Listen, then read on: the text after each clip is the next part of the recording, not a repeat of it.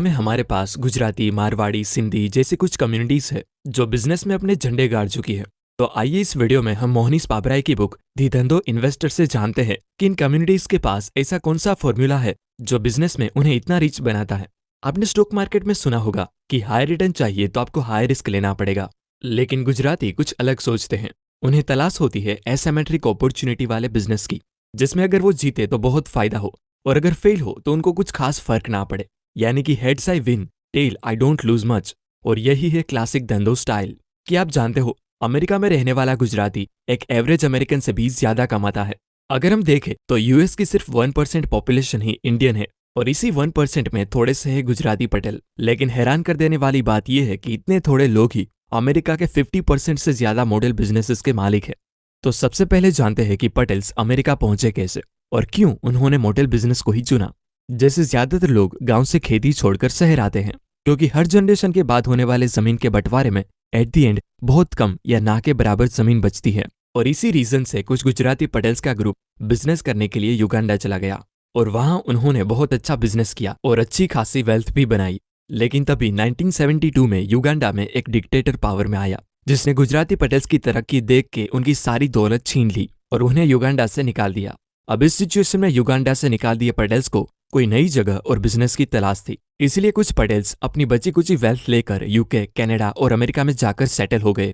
पर क्योंकि गुजराती पटेल्स ज्यादा पढ़े लिखे नहीं थे, इसलिए जब 1973 में वो अमेरिका पहुंचे तो उस ब्रोकन इंग्लिश के साथ अमेरिका में व्हाइट कॉलर जॉब करना उनके बस की बात नहीं थी। और तभी अरब के कुछ देशों में कॉन्फ्लिक्ट की वजह से अमेरिका में ऑयल क्राइसिस भी चालू था, जिसकी वजह से पेट्रोल के दाम बहुत बढ़ गए थे। लोगों ने घूमना फिरना और ट्रैवल करना बंद कर दिया था। As a result motel business यानी हाईवे पे बने 20 से 25 कमरे वाले छोटे होटल्स की हालत काफी खराब थी और बहुत से मोटेल ओनर्स अपने मोटेल बिजनेस बेचने लगे थे, जिससे मोटेल्स की प्राइस गिर के बहुत सस्ती हो गई थी।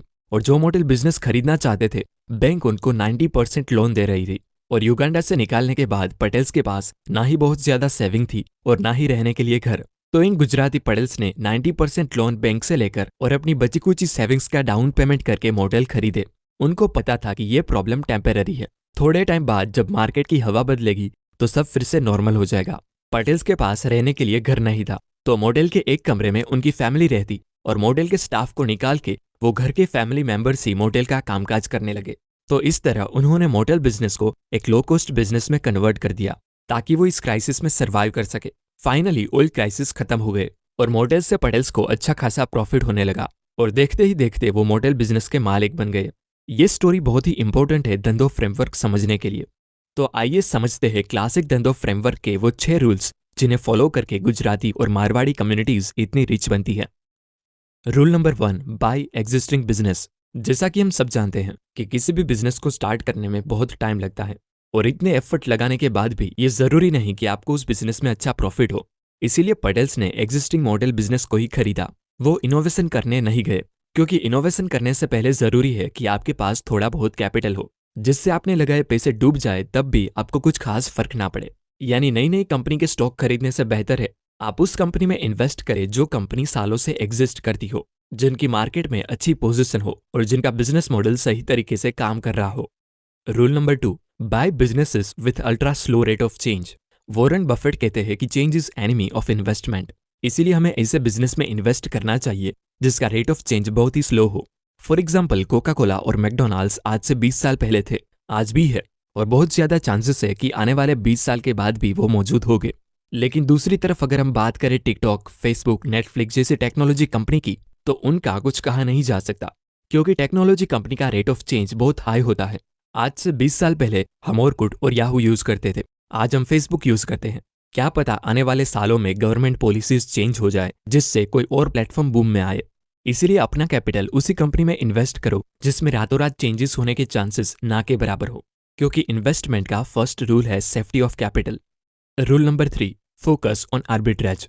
मान लीजिए कोई साड़ी मुंबई में 15,000 में मिल रही है, लेकिन वही सेम साड़ी सूरत में 10,000 में मिलती हो। तो अगर हम सूरत से 10,000 में साड़ी खरीद के मुंबई में 15,000 में बेचते हैं और 5,000 का प्रॉफिट कमाते हैं, तो इसे आर्बिट्राज कहते हैं। अभी हमने जिस आर्बिट्रेज की बात की वो प्लेसेस की आर्बिट्रेज थी, मतलब 2 प्लेसेस पे प्राइस का डिफरेंस को एक्सप्लॉइट करके हमने पैसे कमाए। ये सेम चीज टाइम के साथ भी हो सकती है। फॉर एग्जाम्पल गोल्ड की कीमत आज 50,000 रुपए है और महीने बाद ये गोल्ड 55,000 का होने वाला है। तो ऐसे में हम 1 महीने बाद गोल्ड सेल करके प्रॉफिट अर्न करते हैं, तो उसे आर्बिट्रेज ऑफ टाइम कहेंगे। इसीलिए आपको भी इन्वेस्टिंग के दौरान आर्बिट्रेज पे फोकस करना है। Rule number 4, buy businesses at big discount. Warren Buffett कहते हैं, जब लोग लालची होकर इन्वेस्ट कर रहे हो तब आप थोड़ा डर जाओ, और जब सब लोग डर कर अपने स्टॉक सेल कर रहे हो तब आप थोड़ा लालची होकर उन स्टॉक्स को सस्ते में खरीद लो। इस तरह आपको स्टॉक तब बाय करने चाहिए जब मार्केट डिस्ट्रेस कंडीशन में हो। फॉर एग्जाम्पल 1987, 2008 या फिर रिसेंटली कोविड सिचुएशन में स्टॉक मार्केट बहुत ही नीचे चला गया था। अगर आपने उस टाइम मार्केट में इन्वेस्ट किया होता तो अभी आप अच्छे खासे प्रॉफिट में होते। इन्वेस्टिंग करते वक्त आपको कंपनी के वैल्यूएशन पर ध्यान देना चाहिए। जब कंपनी या इकोनॉमी खराब हालत में होती है तब कई बार अच्छी कंपनी सस्ते वैल्यूएशन पर मिल जाती है। जब कंपनीज किसी शॉर्ट टर्म प्रॉब्लम में फंस जाती है तब लोग उन कंपनीज के शेयर्स बेच देते हैं, जिससे वो बिजनेस सस्ते वैल्यूएशन पर मिल जाता है। यहाँ पर हम किसी एरे गहरे बिजनेस की बात नहीं कर रहे हैं, हम बात कर रहे हैं वो बिजनेस की जो फंडामेंटली स्ट्रांग हो और जिन्हें आप समझते हो। अगर वो बिजनेस किसी शॉर्ट टर्म प्रॉब्लम की वजह से खराब हालत में है और आप उस बिजनेस के लॉन्ग टर्म परफॉर्मेंस के बारे में कॉन्फिडेंट हो, तब आप उस बिजनेस में इन्वेस्ट कर सकते हो।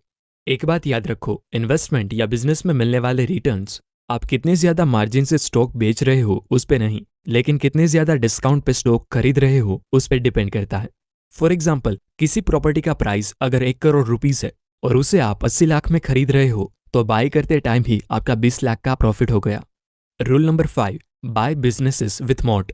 अगर आप किसी भी बिजनेस में अपना पैसा लगा रहे हो तो आपको ये पता होना चाहिए कि आपके बिजनेस में वो कौन सी खास बात है जो उसको अपने कॉम्पिटिटर से बेटर बनाती है, जिसे ऑथर मोट कहते हैं। मोट मतलब किले की बड़ी बड़ी दीवारों के नजदीक बनाई हुई खाई, जिससे दुश्मन के अंदर आने के चांसेस ऑलमोस्ट ना के बराबर हो जाए। बिजनेस में मोट कई तरह के हो सकते हैं, जैसे कि इंडिया में आप IRCTC जैसा कोई दूसरा रेलवे नेटवर्क नहीं बना सकते, भले ही आपके पास कितने भी पैसे क्यों ना हो, क्योंकि उसे गवर्नमेंट ने प्रोटेक्ट करा है।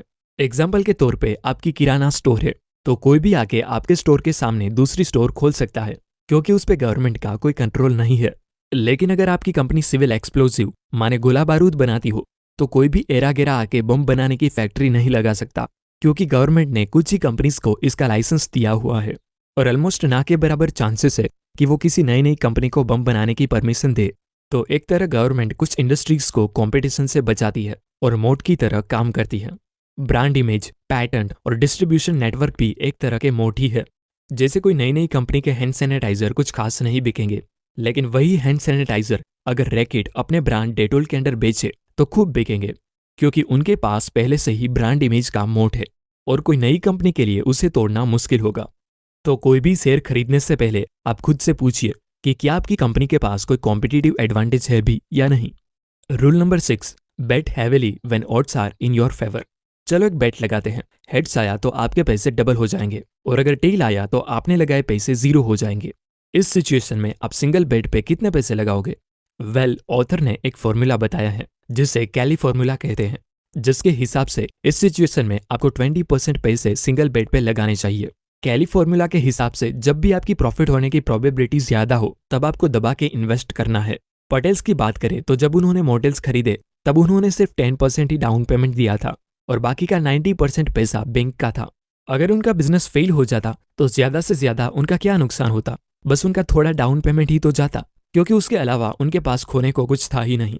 यानी कि ऑड्स टोटली उनके फेवर में थे और ऐसे टाइम पे उन्होंने सारे पैसे लगा दिए। और आगे भी जब फिर से रिसेशन आया जैसे कि 9/11, तब उन्होंने सेम प्रिंसिपल यूज करके हैवीली इन्वेस्ट किया और कई और मॉडल्स को भी सस्ते में खरीद लिए।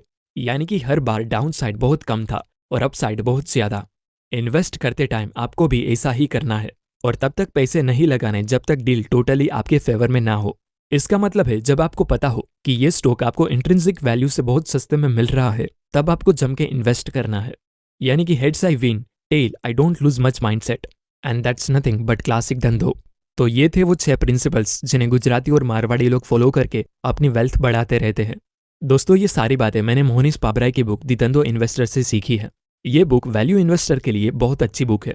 अगर आप एक वैल्यू इन्वेस्टर हो तो इसे डेफिनेटली रीड करना। धन्यवाद।